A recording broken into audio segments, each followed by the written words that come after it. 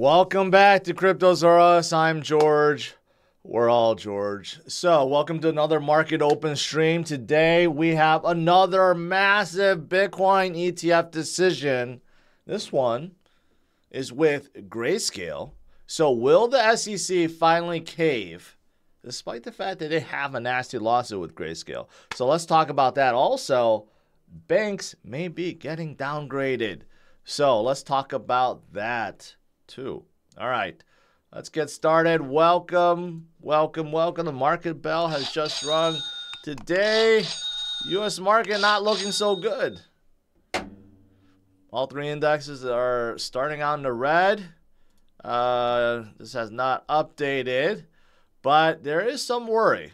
Well, Bitcoin is not affected right now, but there is some worry about what's going on here, state-bound, and what's going on overseas.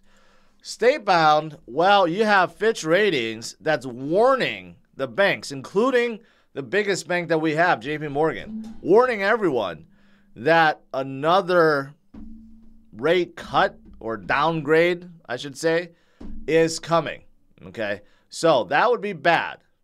If you look at it, it's broken down like, JP Morgan and Bank of America, they're AA minus already. They're not AAA anymore. And a lot of these other banks are already A+, AA, and then it goes into Bs. It's a really weird rating system. Why not just have, A+, A minus, rather than AAA, AA, and all double, triple Bs and stuff. But anyways, they're warning that. They're warning the banks, get your act together, or we will downgrade you. The last time this happened, guess what? Bitcoin actually went up. So this could actually be a good thing for Bitcoin as more and more people turn to Bitcoin and opt out of our current financial system. Okay, but that came out today. That's not good. That's not good at all. But we know, of course, this makes sense. They should have all been downgraded. After 2008, they should have been downgraded to F because they were all going to collapse. Without the Fed intervening and giving like $780 billion at the time, they would have all collapsed to zero. So they should all have an F rating already. But they were bailed out, and somehow it just restarted like business as usual, right? And recently, a lot of mid-tier banks also got bailed out too. And who knows how much more is being bailed out through emergency loans through the Fed right now, right? So we know what's really happening, right? This is why so many people are turning to Bitcoin. Now, overseas, there is this very, I guess, this major worry in terms of China and its economy because they are in deflationary mode right now, okay? Not just disinflationary, deflationary. Their CPI is in the negative right now, okay? And that's because no one in China right now is spending money. No one's buying anything. Everyone is basically saving or just trying to get by. So no one's buying anything. The prices are going down because of that, right? Not because of rate hikes or anything. So China now has no option. So they did a surprise cut, and they may be doing some kind of stimulus package in the future because basically it's looking pretty dire. No country ever wants to be deflationary mode, okay? That's really bad. Way worse than inflationary. Inflationary, you could try to calm things down like what Powell has been doing with rate hikes and stuff like that. But when you're in deflationary, the only thing really you could do is print more money and cut until you're at zero. But once you're at zero, what else are you going to cut? Nothing, right? So that's the danger. If you go down to zero and you're still giving out money and people are still not spending, well, then the economy basically collapses. And Japan saw that for many decades, and no one wants to go through that. So that's what's happening right now. I mean, Dow is going down, U.S. market going down, blamed by China's sentiment, right? But again, what did I say recently? I've been saying this for a long time, right? This is why we have Bitcoin. Doesn't matter, how bad it gets, how the governments around the world mislead their citizens and their financial institutions, and overall all the corruption and everything that we're seeing, right? This is why we have Bitcoin, right? It doesn't matter where you're from. Doesn't matter if you're from Europe, you're China, from Japan, from Australia, Canada, right? This is why we have Bitcoin, because you can't truly trust any governments or any central banks or banks in general, right? You can only trust yourself, and that's Bitcoin. So just want to lead off with those things. That's what's going on, right? Also, of course, we got to talk about Bitcoin spot ETF. But you know who beat us? Well, Canada did already. But the very first Bitcoin spot ETF is going to hit Amsterdam exchange.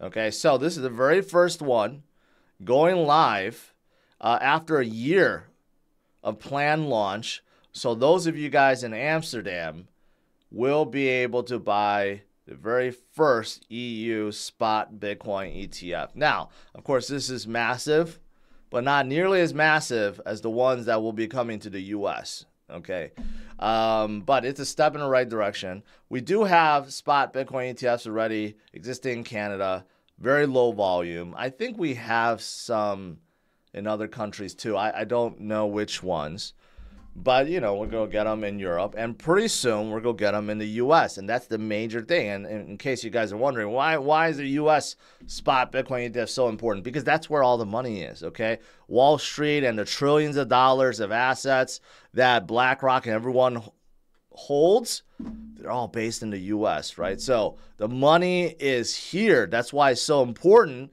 to get a Bitcoin spot ETF, and not just one, many of them. But today will be another decision day. Grayscale, this is the second or third expiration date, I guess, for Grayscale.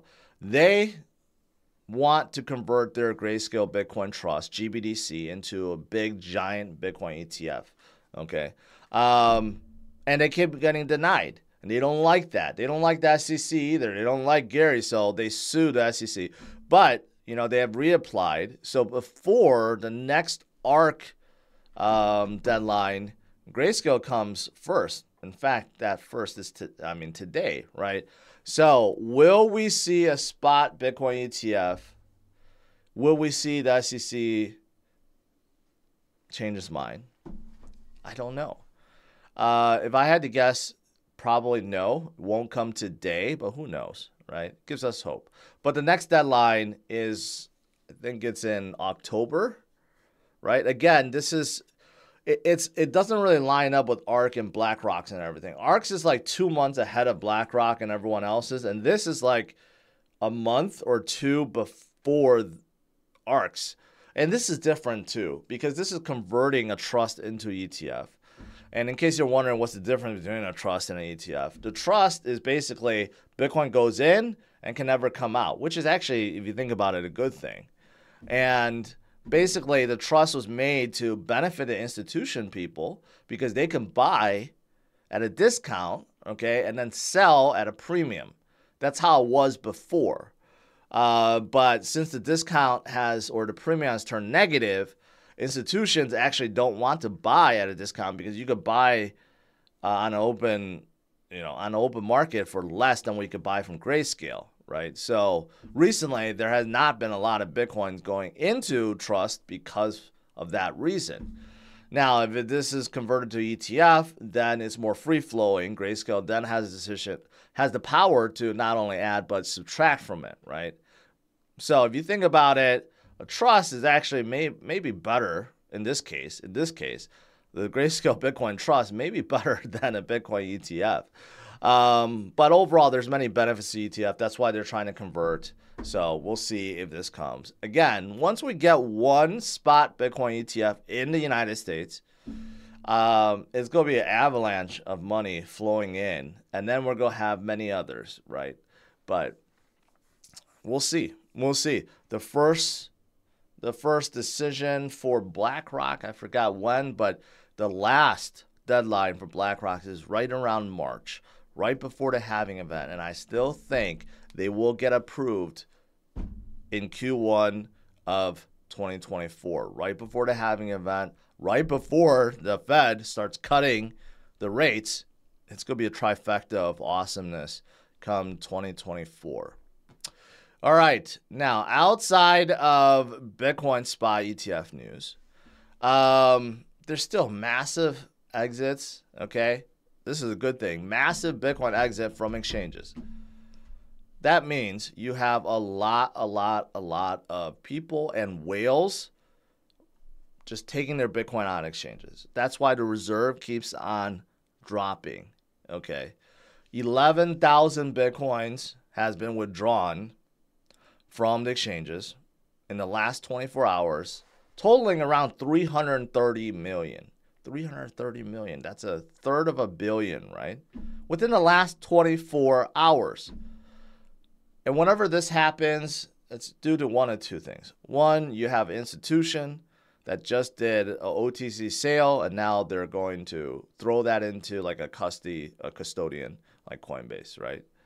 Or number two, you could have transfers between exchanges, but when you're measuring from all the exchanges, right, you'll just see it. You'll see an outflow and an inflow, but in this case, no. It's just outflowing, right? So it goes back to number one. Basically, you have some whale or institution that bought a lot and removed it from exchanges. And this is why the reserve on exchanges keeps on dropping more and more. And we're back to 2017 levels pretty soon. We're going to be back to 2015 levels, and there's not going to be that much around, right? So even though we are kind of stagnant, going sideways, that's okay. Okay, we have gone through periods like this before, and I'm going to keep showing the same kind of fractal patterns and comparisons to previous cycles and make you guys realize that this is okay. This is the calm before the storm. We're like literally right before the storm of bullishness. The one piece that you don't want to miss out of this cycle, which is that parabolic rise, right? We're like right at the cusp of that. So if you're leaving now, you're really doing it wrong, right? Like we have gone through the worst period of this cycle, right? Now we're just kind of hovering, and we're about to enter the most bullish and parabolic phase of this cycle. And if you leave right now, you're going to hate yourself for that forever. Okay, just like all the people that you talk to that say, well, I could have bought Bitcoin at 100 or I could have bought it at 1,000, right? But now it's too expensive to get in. You're always going to meet people that'll say the same thing. Oh, I could have, should have, whatever. But they never take any action, right? So you don't want to be one of those people. And you certainly don't want to be in it and then out of it right before.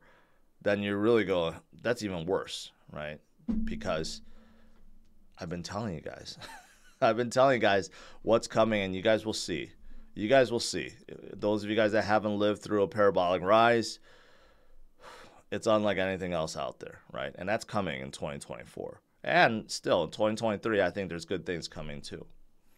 All right, outside of Bitcoin, you got some other news. Binance, also Binance.us also sued by the SEC, right? They are trying to get a protective order going, saying that the SEC have overstepped a little bit too much, asking for way too much information, things that have nothing to do with the case, right? Does not apply. So basically, again, try to say Gary is not doing a good job, right? So I'm looking forward to Gary getting replaced. I don't know when that's going to happen, but I think once he does, it's going to be so much better for crypto companies and exchanges and everything to operate in the U.S. So there's that. And yesterday, of course, Coinbase got listed on or started operating in Canada, so that's good. But Coinbase is also sued, right? I don't know what's going on there. Haven't heard much about the case against the SEC, but it could be dropped. I saw this. Singapore central banks released stablecoin regulatory framework.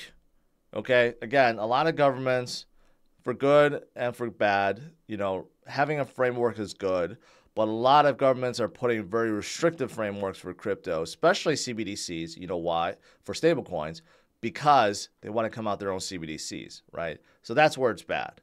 but at least you get some kind of clarity. And, you know, it's not like the U.S. where you're always getting this threat from the SEC that you may be sued, right? At least you don't have that worry.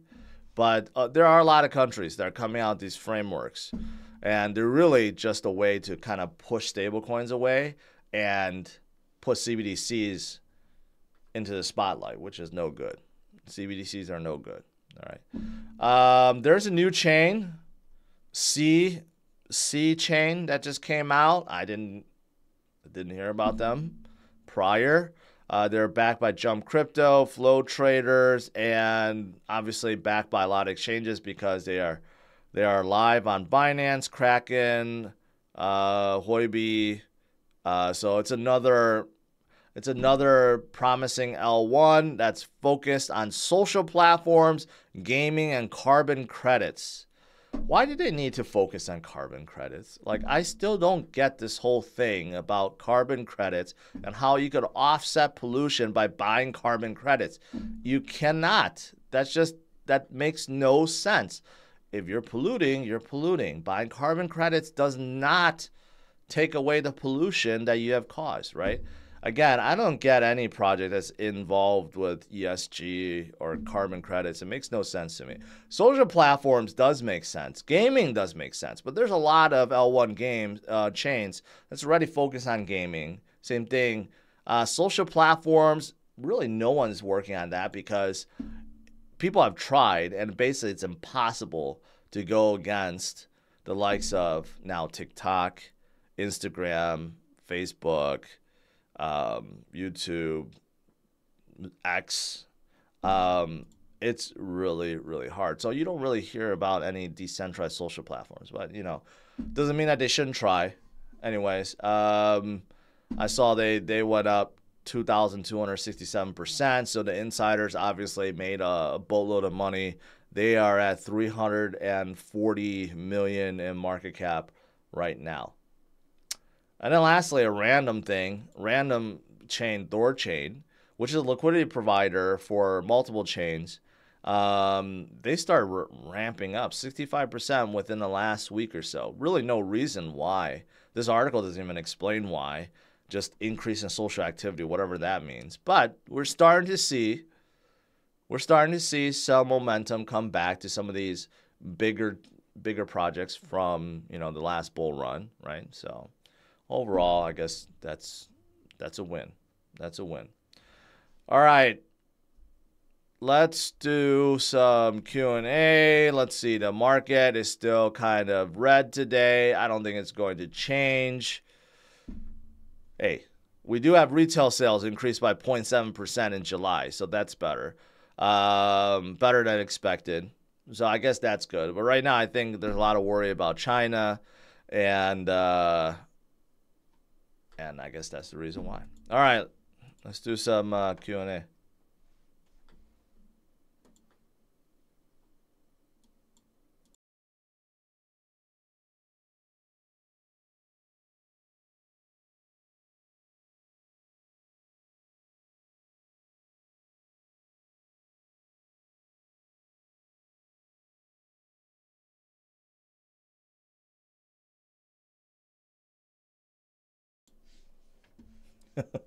Euro says, yes, George, taxes do lower Earth's temperature.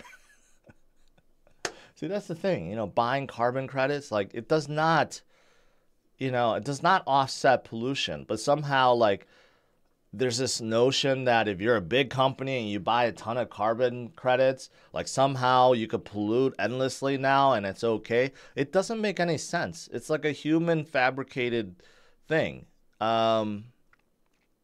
Again, I don't get it. Maybe I just need to understand it more, but it just doesn't make any sense to me. All right, let's see if I missed anything. I'll put this up.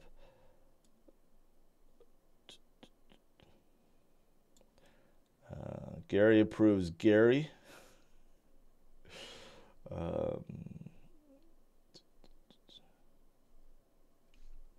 Jack is asking, if SEC approves BlackRock's Bitcoin spot ETF, then why do people think BlackRock will buy BTC. They won't buy any BTC. They'll offer BTC ETF through their company, nothing else. Jack Daniels, you need to research about spot ETFs, okay? In order to offer spot ETFs, they need to buy it in order to offer the shares. It's not just offering shares. That's futures ETF. Spot ETF requires them to actually have the commodity on hand. So like those gold ETFs, right? They actually have to have some gold on hand. Same thing with spot Bitcoin ETF. They need to have Bitcoin on hand. Futures, they don't, because everything is settled in cash. So there's a difference there. Lazaro, if you had to guess, once we hit a halving event, how many more months will be a bull run? Probably 4. 3 or 4 months. Carpo, thoughts on Cosmos? Promising. L0, a lot of L1s coming out of it, but they don't have good token economics.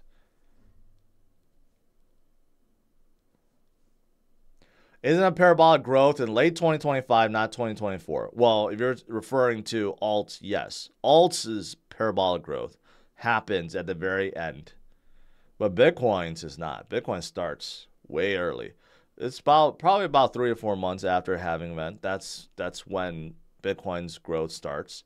Everything else will tag along with Bitcoin, but like the truly crazy parabolic, 5 to 10x's that happen within like a few months, that period usually happens like late of the cycle, probably late 2025.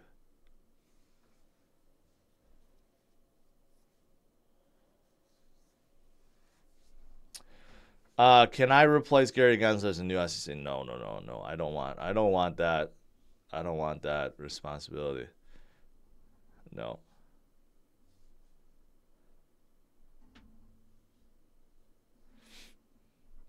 Expo says, if I would be million rich, I would not be here. We all dream. Well, Expo, that's just you. But I'll say this from experience. Once you get that million, you will still be here. Because $1 million is just the beginning, okay? It means afterwards, then you're aiming for 5 million. Then you're aiming for 10, okay?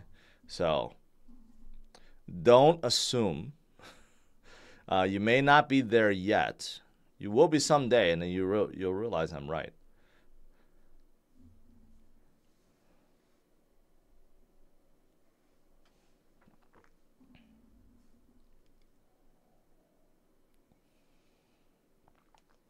If I make $1 million, how would I withdraw it? You don't really need to. You could get a debit card and spend against it. There are projects, there are companies. I think there's one called Sprint Finance that allows you to just cash out and pay for things in Bitcoin. You could go that route, or you could just deposit it into exchange and withdraw that way. $1 million is nothing to them. If you want to cash out $1 billion, even then, they could probably do it. It's just going to take some time.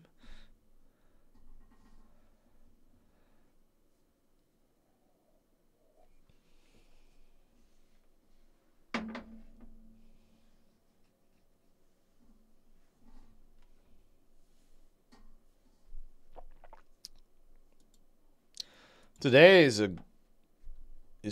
pretty red for the U.S., but Bitcoin did not move at all. So sometimes being decoupled away from NASDAQ and S&P is a good thing, right?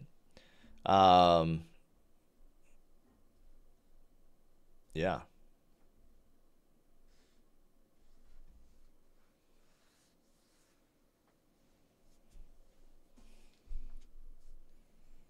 Michael Cash says, this is the only crypto show online I can see going mainstream on TV. I appreciate that. Here's something exciting. Very early stage. But I am connected to this Hollywood producer. And I was told yesterday there will be a Satoshi movie. And I might be part of it. So I think it's in the fundraising stage right now. But that'd be very cool to be a movie star. And also the next Crypto Gem show is coming out. So I'm excited about that. In basically like 3 weeks. 3 weeks. Should we have hit 100K last bull run, but shenanigans? Yes, we would have hit 100 had Powell not been so bearish, because he in November, that was the peak of like basically everything, even the stock market, because that's when Powell started saying, come January, we're going to raise rates, right? Like, if he didn't say that in November, he said that just in January. Had he just delayed it by a couple months, I honestly think we would have hit 100K. But because as soon as he said that, then the market started selling off. Like, that was the peak. That's when we hit 69,000, and then we started coming down. Had he not said that in November, we would have kept going to 100K. There's no doubt about it. But it is what it is. This time around, during this bull run, what's happening is, what will happen is Powell will be cutting rates, okay? Cutting from our 5.5% down to basically zero again, right? That's a very bullish thing. So that's what we have to look forward to in the next few years.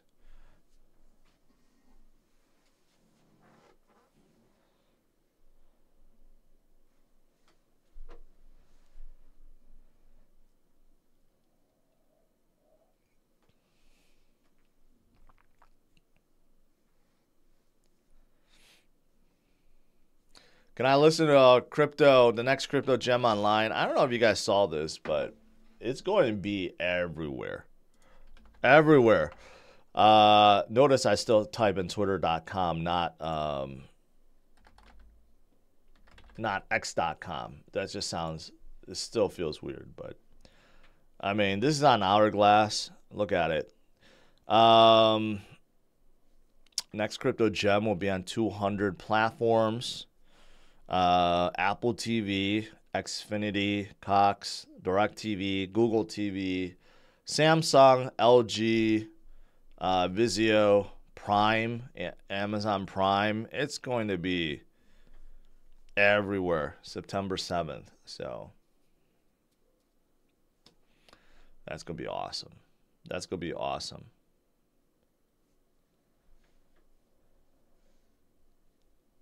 By the way, I don't know if you guys all forgot, but I've been running this contest, right? How do I get in my profile? My $10,000 challenge, right? And I've been posting clues every week on TikTok. Hopefully, you guys have been participating. If you're not, at least go join, get some entries, try to win $10,000, because I don't want to just give it out to like 5 people, okay? So make sure you guys apply. All you have to do is subscribe to my socials, watch some videos, get more educated on crypto. That's all I ask. That's really it. So make sure you guys don't miss out on that. That is on my Twitter page, in case you're wondering.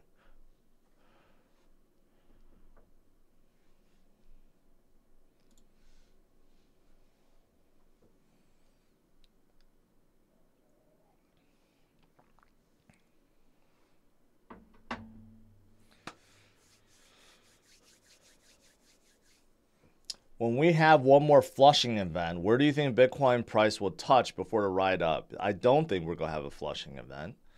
I just don't see it, unless the bond market somehow crashes, China crashes the world market. I don't know. Unless there's something disastrous, I don't think we're going to see any of that.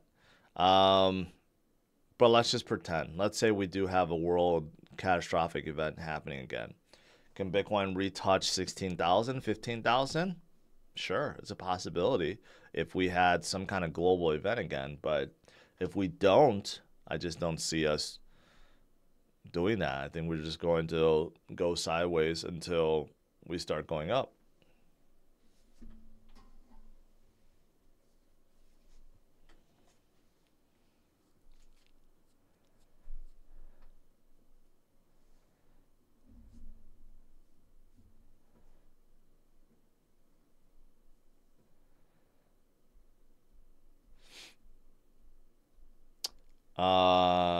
Switch lanes. I have no idea what series that is.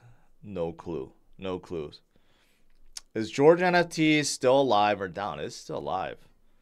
It's alive. In fact, the floor price of them have been going up because once I release them, I don't release them anymore. They're very limited, and the utility is to, well, the very obvious utility is for meetups and events and stuff. I'm debating whether or not to come out with new ones for Cypherpunk next month, because it's a co-hosted event, and they're selling tickets, so I don't know if I should sell NFTs. But the Vegas ones, you know, I don't know, like 30 people bought, and I gave some away. The Vegas ones, that's once, one-time release. You'll never get that again, right? But yeah, I'm gonna add more value and utility to them as time goes on.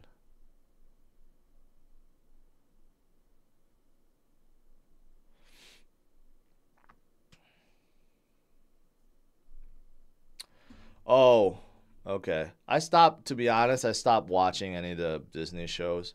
I didn't even finish Mandalorian season 3 because to me it was actually pretty boring. There's a few episodes in there that was quite boring. I couldn't even finish the series, so probably not. I don't know. I lost interest. Um, a good show that started up again is Billions on Showtime, but you could also watch on Paramount Plus. Excellent show. I invite everyone to watch that. Get your entrepreneur spirit up too. It's a really good show, and Axe is back.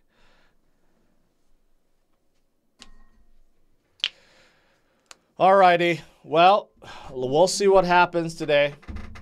To conclude, we got this big decision today. Will it happen? Maybe not. Probably not, but who knows?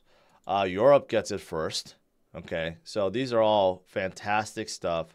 Eventually, we will get a spot Bitcoin ETF. Okay, in the U.S., we will. It's not a matter of if, matter of when, right? But overall, there's some scare from China right now. Look at that. Home builder sentiment drops sharply as mortgage rates surge over 7%. Yeah, that hurts. But you know what? There's a lot of good things happening in this space, right? Stay strong, stay focused, and I'll see you guys tonight, 8:30 p.m. Central Standard Time. Have a good one. Take care. Bye-bye.